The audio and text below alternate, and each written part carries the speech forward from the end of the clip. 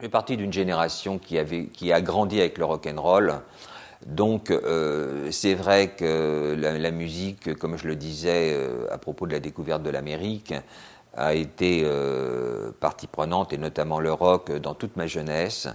Mais le jazz, j'ai commencé à en écouter à peu près en même temps que le rock. Bon, on écoutait beaucoup en France Sidney Bechet.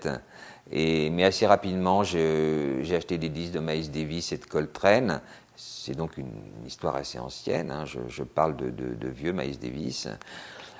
Et en prenant de l'âge, mon attirance s'est inversée. C'est-à-dire moi qui étais d'abord un grand fan de rock et un amateur éclairé, on dira, de jazz, je suis devenu un grand fan de jazz et je continue à m'intéresser au rock. Je pense que là, il ne faut pas chercher ailleurs, c'est tout simplement l'âge qui fait qu'on essaye d'approfondir un peu plus et qu'il y a peut-être plus à trouver dans le jazz que dans le rock.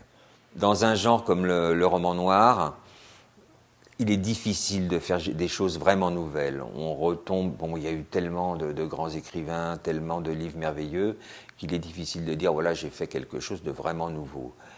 Donc, bien souvent, effectivement, on va retomber sur les traces de grands livres qui se sont faits, ou de livres beaucoup plus modestes, hein, tels que ceux que j'indiquais tout à l'heure. Je parlais de Deakin, de Fischer, etc.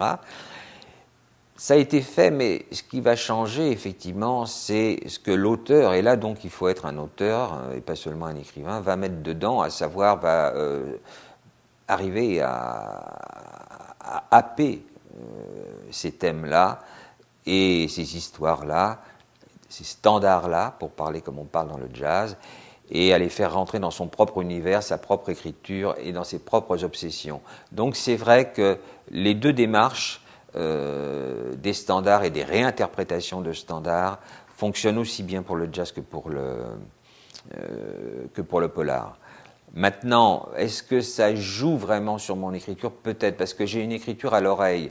C'est-à-dire que je me lis les textes, et si ça ne fonctionne pas de façon phonétique, je change des mots, et pour que ça fonctionne phonétiquement, c'est-à-dire que je fais passer la musique du texte avant la précision, je suis capable de changer un mot pour un autre en étant peut-être moins précis, mais parce qu'à l'oreille, ça ne me satisfait pas. Donc c'est vrai que dans le rock, c'est pas trop comme ça.